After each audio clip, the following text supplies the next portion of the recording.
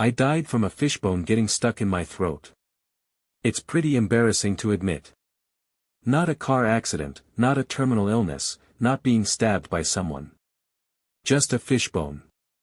That day, after staying up for 3 days and nights, I finally finished my script. Excited, I went downstairs and ordered a bowl of pickled fish. I was so hungry that I wolfed it down, and a fishbone pierced the artery next to my esophagus. By the time I was rushed to the hospital, it was too late. In my last moments of consciousness, I heard the doctor shouting, "Massive bleeding," and "rupture of the aortic arch." I wanted to laugh, but I couldn't. A genius screenwriter, 26 years old, who made a name with a web series and whose second film grossed $1.5 billion at the box office, dying from pickled fish. How ironic. But even more unbearable than death itself was the message I saw just before I died. It was from Wenda, my business partner, and the woman I had loved for 3 years. "Amber, I signed the copyright transfer agreement on your behalf. Don't blame me, everyone has to look out for themselves." She sent it 10 minutes before my death. The script I spent 2 years writing, the IP I painstakingly polished, the ambition I was counting on to take my career to the next level, she signed it over. Signed it over to our biggest competitor. After signing, she sent me this message, her tone as calm as if she were commenting on the nice weather. I didn't even have time to reply before I was rushed into the emergency room. And then, I died. I can't understand it. I trusted her so much. She was my college classmate, the first employee when I started my business, and the person I gave 30% of the company's shares to. She was the one I publicly confessed to, ignoring everyone's objections, saying, "In this life, I'll marry no one but her." Betraying me came as naturally to her as breathing. My last thought before death wasn't anger or sadness. It was regret. In the next life, I'll never get involved with emotions. I was woken up by the vibration of my phone.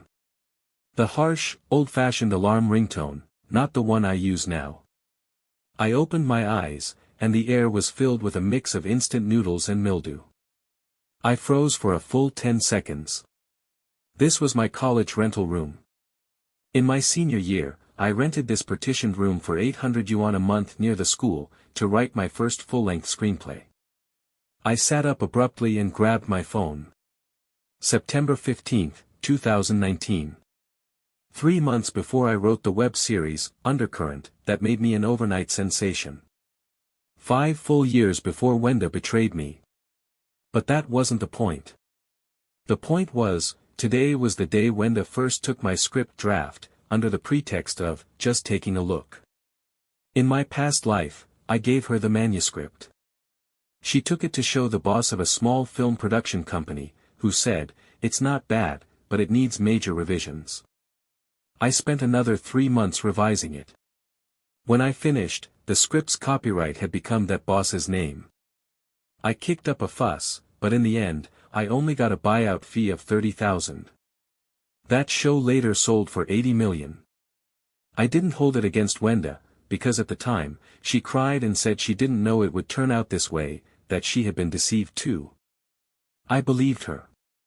Then I continued to partner with her, continued to love her, continued to put my life in her hands.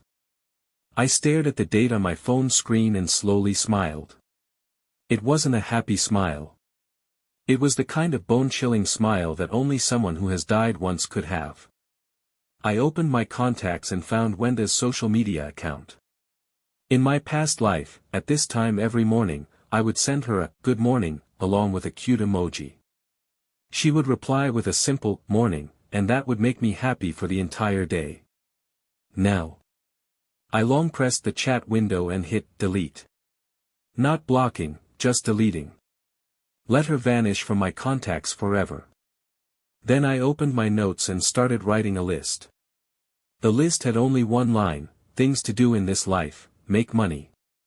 Make money. And make more money. After writing it, I tossed my phone onto the pillow, rolled out of bed, and got up. While washing my face, I looked at my 22-year-old self in the mirror.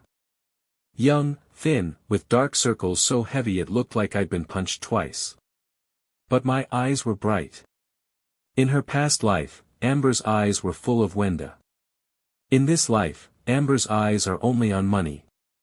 At exactly 9 o'clock, I left the house. Instead of looking for Wenda, I took an hour-long subway ride to the city's largest copyright registration center. In my past life, it took me 3 years to learn one thing: the value of a creative work lies not in how good it is, but in whose name it is registered. I submitted the complete outline, character profiles, and the first 3 episodes of Undercurrent for electronic copyright registration. Expedited service cost me $800. It hurt. But this 800 will turn into 80 million. Stepping out of the registration center, I stood on the steps and took a deep breath. The September breeze still carried the lingering warmth of summer, clinging to my skin in a sticky way, yet I felt completely refreshed. My phone buzzed. An unfamiliar number. Hello, Amber. This is Jason from Starry Film. Wenda showed me your script, and I think it has great potential. I'd like to meet and chat with you. In my past life, this was the very call that made me rush over excitedly, only to be played for a fool. Jason, my voice was so calm that even I was surprised. Thank you for liking it, but I've already registered the copyright for that script and am not considering external collaboration for now. There was a 2-second silence on the other end of the line. Copyright registration? When did you do that? Just now. Take a left out the door, the Copyright Registration Center. If you're interested, Jason, I can send you a scanned copy of the registration certificate another day. Another 3 seconds of silence. Then the call ended. I put away my phone, a slight smile curling at the corner of my mouth. In my past life, when Jason dismissed me with 30,000, the expression on his face was condescending. In this life, I won't even give him the chance to meet me. At 3 in the afternoon, a knock came at the door of my rented room. It wasn't a gentle knock, but one filled with anger, pounding heavily. I knew who it was. In my past life, Wenda had never come to my rented room. She said it was too shabby and smelled too bad. But in this life, she came. I opened the door.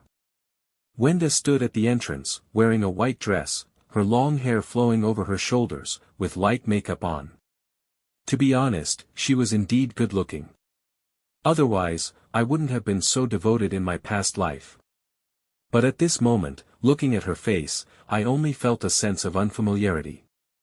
Amber, what do you mean by that? She demanded outright. What do you mean by what? I helped you look over the script and kindly recommended it to Jason, and you went and registered yourself without a word. And you deleted my contact info? Her eyes were reddening, her voice trembling, as if she was truly hurt. In my past life, I was most afraid of that expression on her face. Whenever she felt wronged, I felt like I had committed a huge mistake. But now, I lean against the doorframe, my tone flat. Wenda, first, the script is mine. I register my copyright without needing anyone's permission. Second, deleting you is my right. Third. I look at her, enunciating each word. When you recommended me to Jason, were you really helping me, or helping yourself? Her expression shifts. What are you saying? I checked. Jason from Star Film is your uncle. The air suddenly fell silent. Wenda's lips were trembling, but she couldn't utter a single word. In my past life, I didn't find out about this until 3 years later.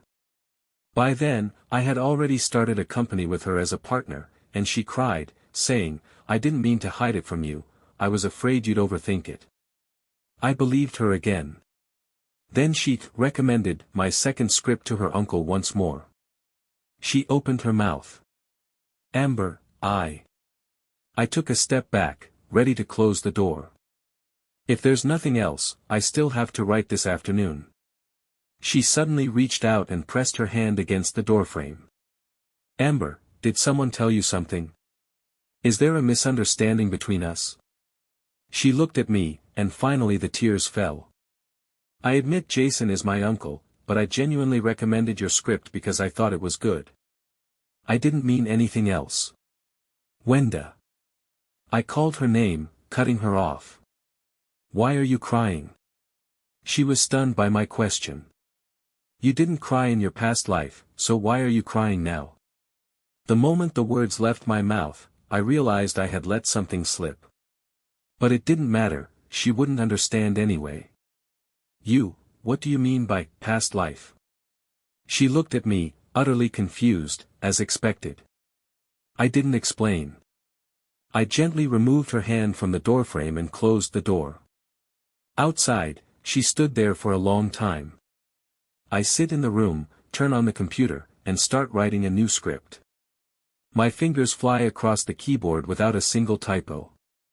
A week later, I sent the complete script of Undercurrent to 3 film and television companies. Not small-time outfits like Jason's, but real heavyweights, Washing, Orange Image, and Penguin Pictures. Using a newly registered email address, I attached a scanned copy of the copyright registration certificate and wrote a brief, almost blunt email. Script, Undercurrent, full version, suspense crime genre. Reply if interested. Price, flat rate of $5 million plus 5% share. $5 million. In my past life, Jason brushed me off with $30,000. $5 million, this was a number I had carefully considered. Not so high as to scare people off, but enough to weed out anyone looking for a bargain. After sending it, I closed my email, went downstairs, and ordered a bowl of beef noodles. I added 2 extra servings of meat. I no longer dare to eat fish, I'm terrified. The fishbone from my past life taught me 2 things, besides reincarnation: stay away from pickled fish. Halfway through my meal, my phone buzzed. Washing Film and Television had replied. Mr. Amber, we are very interested in Undercurrent. Would it be convenient for a face-to-face meeting tomorrow? Chewing on the beef, I typed back with one hand, convenient. Another tremor. Penguin Pictures. Hello, Teacher Amber. Is there any room for negotiation on this quote? I replied, no. Then Orange Image. Amber, our boss wants to talk to you in person. Can we schedule a time? All 3 of the 3 companies replied. I put down my phone, picked up the bowl, and drank all the noodle soup. In my past life, I spent 3 months running around film companies in City A, and none of them thought much of me. In this life, I only spent 1 afternoon. It wasn't that the script got better, the script was always the same. It was the approach that changed. In my past life, I was like a dog wagging its tail, voluntarily bringing the bone to others, afraid they might not want it. In this life, I lock the bone in a safe, hang the key on my belt, and say, want a bite? Pay up. The next day, I went to Washing Film and Television.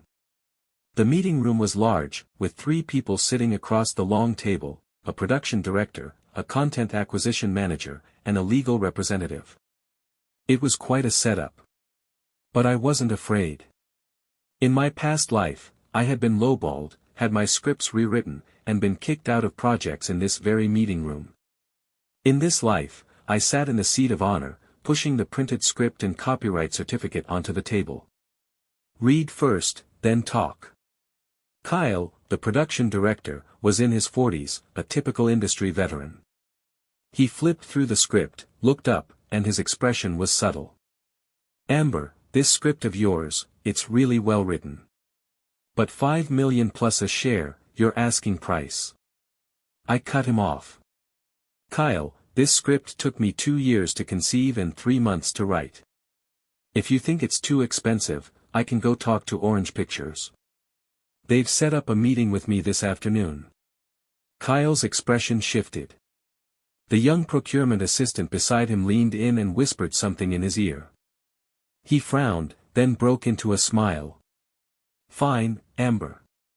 You're a straightforward person. $5 million plus 5%. We'll sign. I laughed too. No, it's not $5 million anymore. His smile froze. What do you mean? Yesterday it was 5 million. Today, I need to see everyone's sincerity after reading the script before deciding on the price. The conference room fell silent for 3 seconds. Then Kyle burst out laughing. Amber, you son of a gun, you've got guts. We finally signed the contract at 6.5 million plus a 6% share. When I walked out of Washing Building, I stood at the entrance and looked up at the sky. It was a clear, washed-out blue. My phone buzzed, a bank notification, a deposit of 2 million had arrived. I stared at the string of numbers for 5 seconds. Then I transferred 500,000 to my mom. With a note, Mom, your son has made some money. Don't work overtime at the garment factory anymore. Take a good rest. Mom replied instantly, Did you rob a bank? I smiled and didn't explain. Another buzz. It was a text from Wenda. Amber, I heard you sold Undercurrent. Congratulations. I glanced at it and didn't reply. Then another one came right after. I've been thinking about what you said that day for a long time. Are you misunderstanding me? I really just. I deleted it immediately. Not out of cruelty, but because it wasn't worth wasting another second. After selling the script for Undercurrent, I didn't stop. In my past life, I made a fatal mistake, putting all my eggs in one basket. After Undercurrent became a hit, I got carried away and thought I was invincible. As a result, my second work flopped, and the third one had no takers at all. In this life, what I want is a system, not luck. So I started conceptualizing 3 projects simultaneously, a suspense drama, an urban romance drama, and a political intrigue drama. Running 3 lines in parallel, I wrote 10,000 words a day. On the 10th day, I ran into a problem. I needed a partner. Not the kind of partner like Wenda.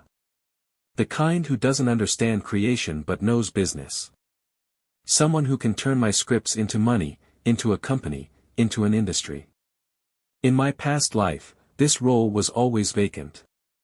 I had to be both the screenwriter and the boss, and in the end, I exhausted myself into stomach problems, and my company was exploited by others.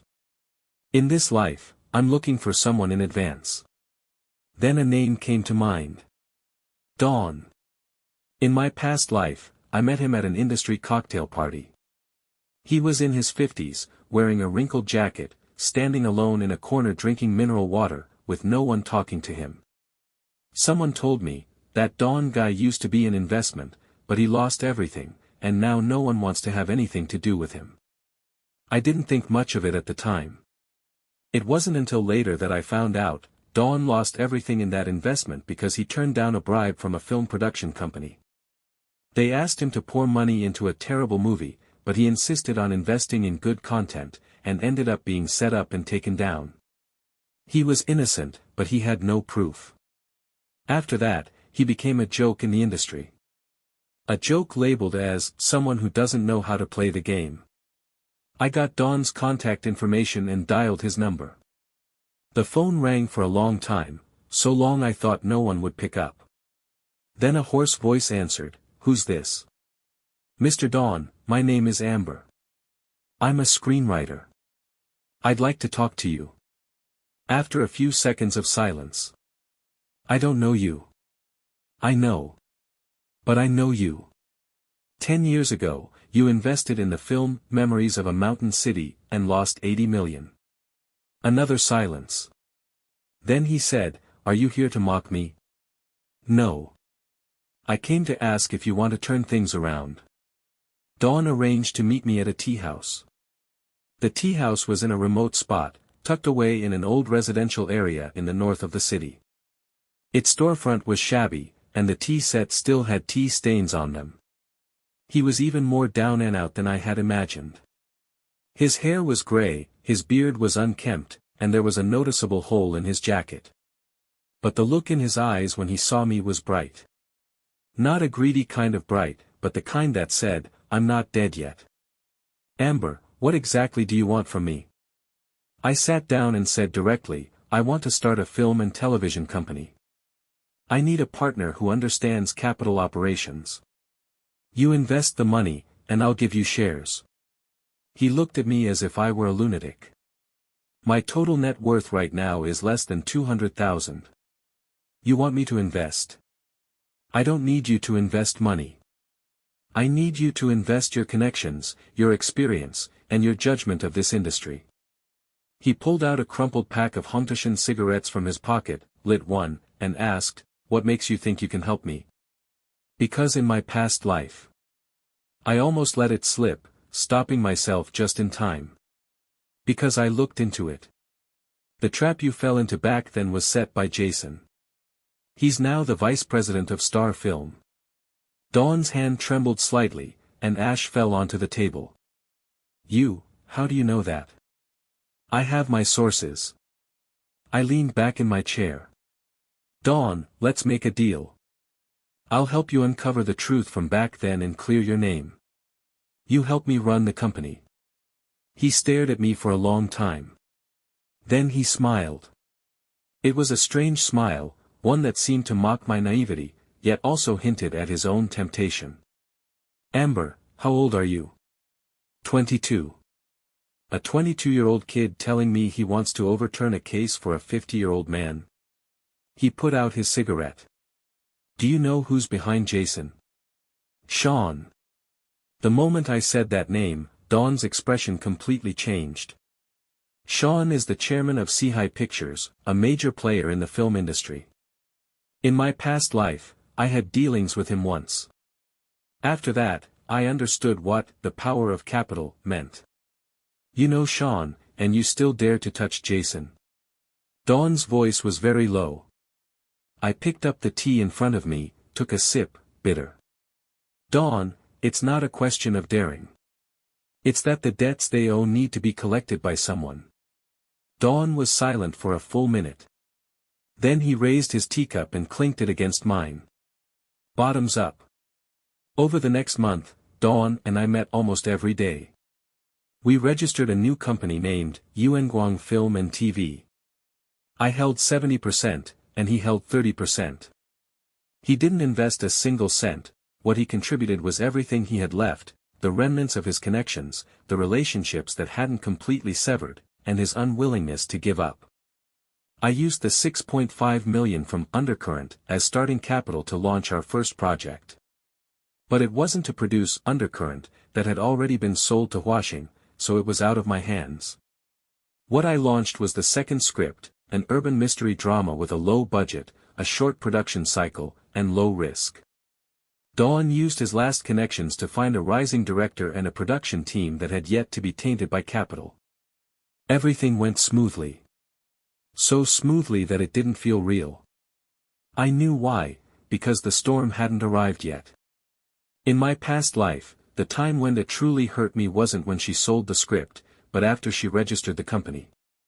She leaked every decision I made in the company to our competitors, pulled funding when I needed it most, and jumped ship with the core team. That time, I almost jumped off a building. In this life, I won't give her that chance. But what I didn't expect was that Wenda would approach Dawn on her own. That day, I was revising a script at the company when Dawn pushed the door open, looking a bit off. Amber, a girl came to see me, saying she was your former partner and wants to invest in our company. I put down the keyboard. Wenda? Yeah. She said she has $3 million and wants a 10% stake. I leaned back in my chair and thought for a moment. $3 million. In my past life, Wenda couldn't even come up with 300,000 at this point. I know exactly where that $3 million came from. It was given by her uncle Jason. Using Jason's money to invest in my company. And then? Then she acted as an inside agent while Jason cooperated from the outside, snatching away my projects one by one. I've been hit by this combination punch in my past life. In this life, I won't fall for it again. I said, I won't see her. Dawn's expression was subtle. She said if you don't see her, she'll go to the people at Huaxing and claim that your script is suspected of plagiarism. Is that true? I stood up. It's fake. But she doesn't care whether it's real or fake. What she cares about is whether anyone believes it. I picked up my phone and dialed a number. Kyle. It's Amber. I need to tell you something. Someone might start a rumor that my script was plagiarized. I've already completed full copyright registration and timestamps. Just giving you a heads up so we can avoid any trouble later. On the other end of the line, Kyle laughed heartily. Amber, don't worry. Everyone knows your script went through 3 rounds of legal review. If someone wants to make a fuss, let them come to me. I hung up the phone and looked at Dawn. Dawn, help me set up a meeting with Wenda. Tomorrow afternoon, in the company conference room. I'll see her.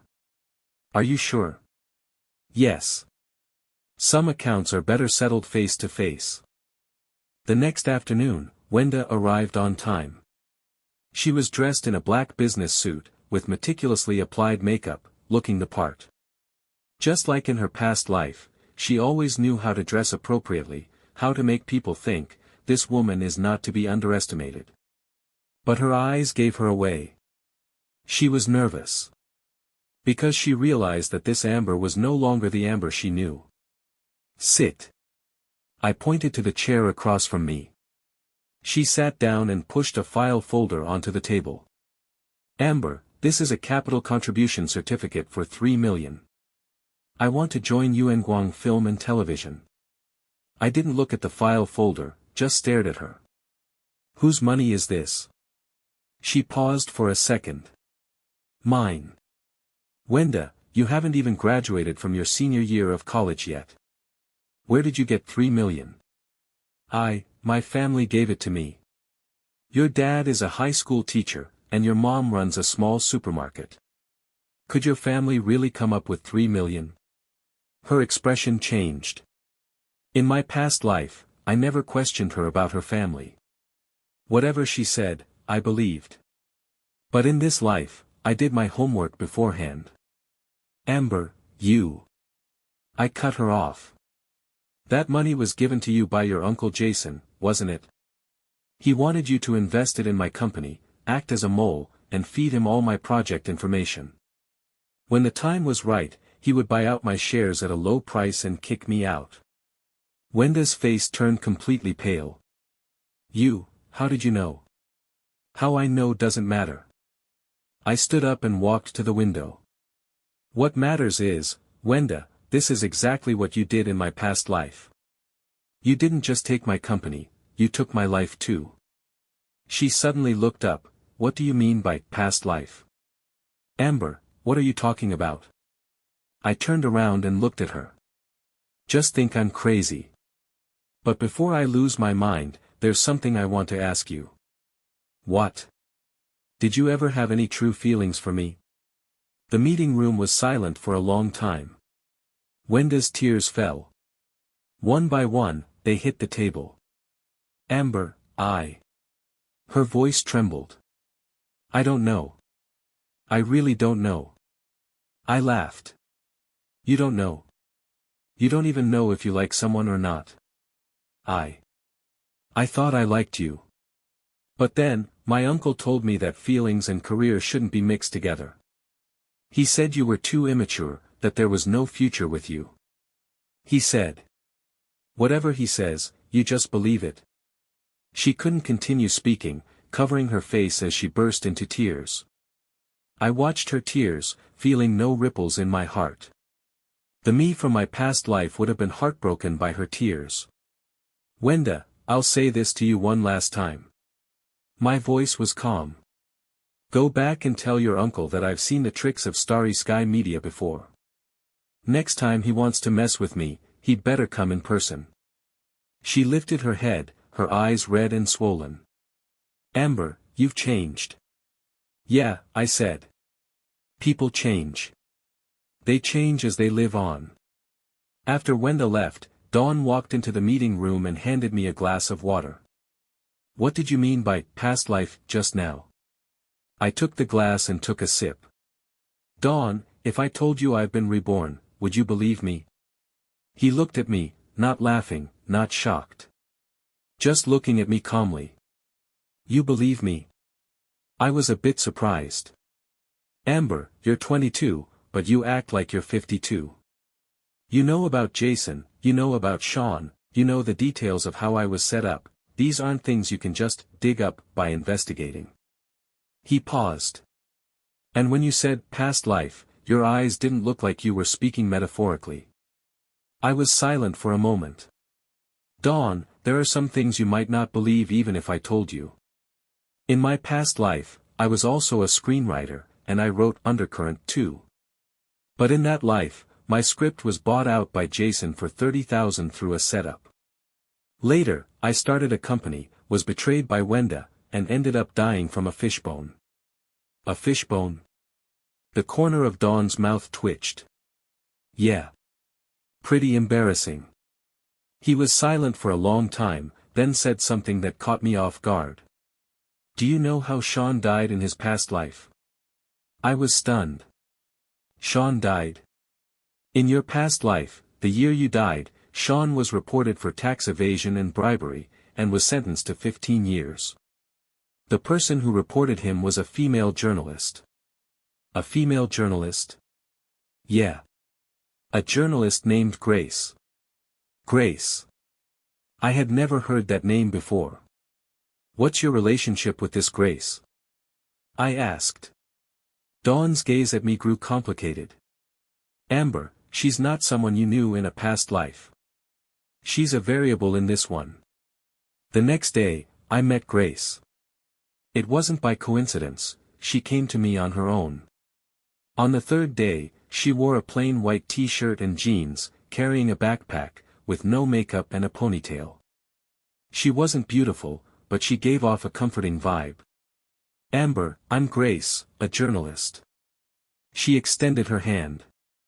I'd like to talk to you about Jason. I looked at her without shaking her hand. How do you know I'm looking into Jason? She smiled. Because I'm investigating him too. And I know more than you do. Half an hour later, I walked out of the meeting room with a grim expression. Not because Grace had said anything frightening, but because of the document she had shown me. A document that no one had ever brought to light in my previous life, not even until the very end.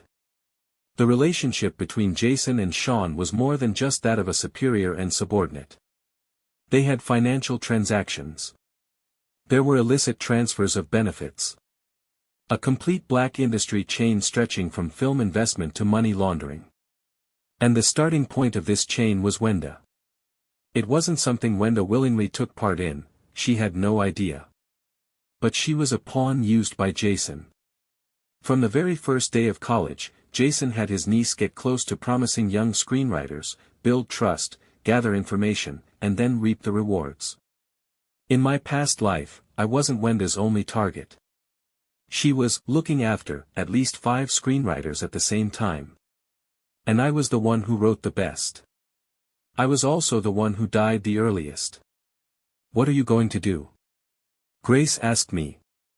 I leaned against the wall, thinking for a long time. I need evidence. Complete, convicting evidence. She looked me in the eyes and said, I have most of the evidence. But the most crucial piece is missing. That piece is in your hands. Me. Jason had you sign a nominee agreement. In your past life, you signed it without reading carefully. But in this life. She took a photocopy of a document out of her bag. It was a script copyright holding agreement. In my past life, the $30,000 buyout contract Jason made me sign had a holding agreement attachment tucked inside. I had never noticed it. And that very attachment precisely proved that Jason had obtained someone else's intellectual property through illegal means. How did you get this? I asked Grace. I told you, I know more than you do. She put away the documents. Amber, want to work together? She reached out her hand. This time, I took it. 3 months later, Undercurrent officially aired. It broke a viewership rating of 3, scored 8.7, and became a phenomenal hit of the year. When Kyle from Washington called me, he was laughing like a 200-pound kid. "Amber. You sly dog. You have to give us the next show too." I smiled in agreement. At the same time, Grace's investigative report was released. The headline was straightforward: a screenwriter's proxy-held life, an investigation into the black production chain of the film and television industry. In the article, Jason's scheme of using proxy agreements to embezzle the copyrights of young screenwriters was thoroughly exposed. Wenda's name also appeared, but Grace handled it discreetly, referring to her as Jason's niece who was used as a tool. 12 hours after the article was published, Jason was suspended from Star Film. 24 hours later, Sean was summoned for questioning by relevant authorities. 48 hours later, Dawn's case from years ago was reopened for investigation. When Dawn called me, her voice was trembling. "Amber, thank you." I said, "Don't mention it. What belongs to you will come back to you sooner or later." After hanging up, I stood in the company's newly relocated office, looking out at the city. My phone buzzed. A message from Wenda. I hesitated for a moment, then tapped to open it. It was a long message. I glanced over it, but only the last line stuck in my mind: "Amber, I'm sorry. I don't expect you to forgive me, but I want you to know that my feelings for you were real. It's just that I was too weak. When I had to choose between feelings and interests, I picked the latter. This lesson, I'll never forget." I stared at that line of text for a long time. Then I typed a few words: "Got it." After sending it, I deleted her chat window. It wasn't out of hatred, nor forgiveness. It was about turning the page. 2 years later. Guang Film moved into a CBD office building, with a valuation exceeding $1 billion. Dawn became the most famous comeback king in the industry. After the case from back then was overturned, he became a benchmark figure against industry under-the-table rules. Grace won the annual Investigative Reporter Award and is still chasing the next big story. And me? I'm sitting backstage at a new film press conference, holding a cup of coffee, waiting for the host up front to call my name. My phone buzzed. A message from Mom: "Son, are you coming home for dinner tonight? Your aunt introduced a girl to you, and she's really pretty." I smiled and replied, "Mom, I'm not going on blind dates." Mom replied instantly, "Then find it yourself. You're 24 already." I thought for a moment and replied, "We'll see." Outside, the host called my name. I stood up, adjusted my suit, and walked toward the stage. The spotlight hit me, and hundreds of eyes from the audience were fixed on me. I took a deep breath and smiled. In my past life, Amber died from a fishbone. In this life, Amber stands under the spotlight. No love, no melodramatic entanglements, no heart-wrenching romantic affairs. Only making money. And, along the way, overturning the cases that need to be overturned and avenging the wrongs that need to be avenged. In the corner of the first row below the stage, Grace sat with a notebook in hand and gave me a thumbs up. I nodded at her. Then, speaking into the microphone, I said, "Hello everyone, I'm Amber. Thank you for coming to see my new film." Thunderous applause. The story of this lifetime has only just begun.